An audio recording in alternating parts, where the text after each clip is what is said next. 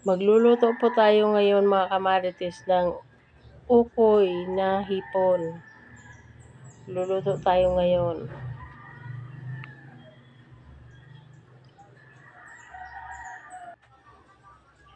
Yan po ang ating lulutuin. Maliliit na hipon.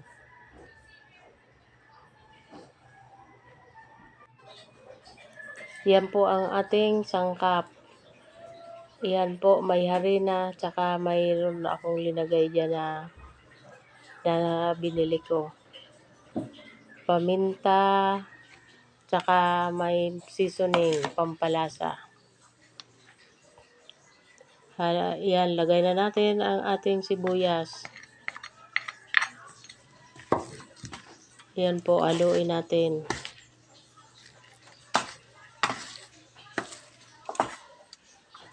Yan, halo para maano ng ating sangkap. Yan, lagyan natin ng itlog para mas lalong masarap. Yan, haluin natin.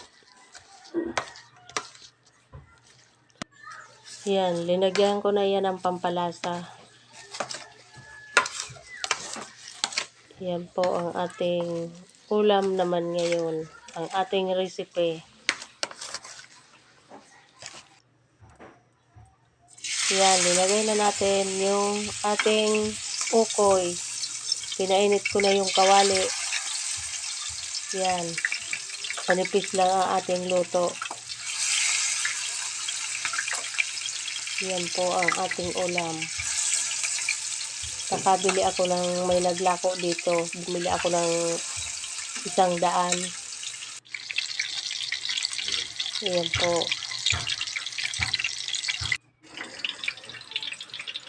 Yan, luto na po.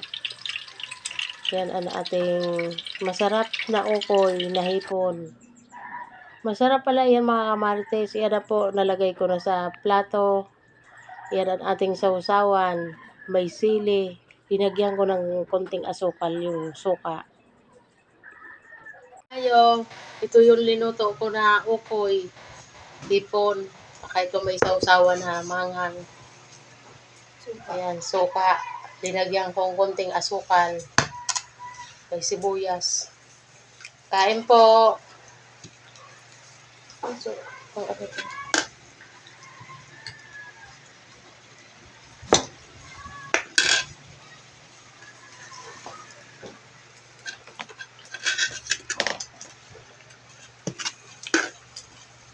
Masarap.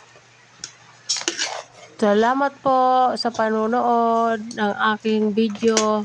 God bless po sa inyong lahat.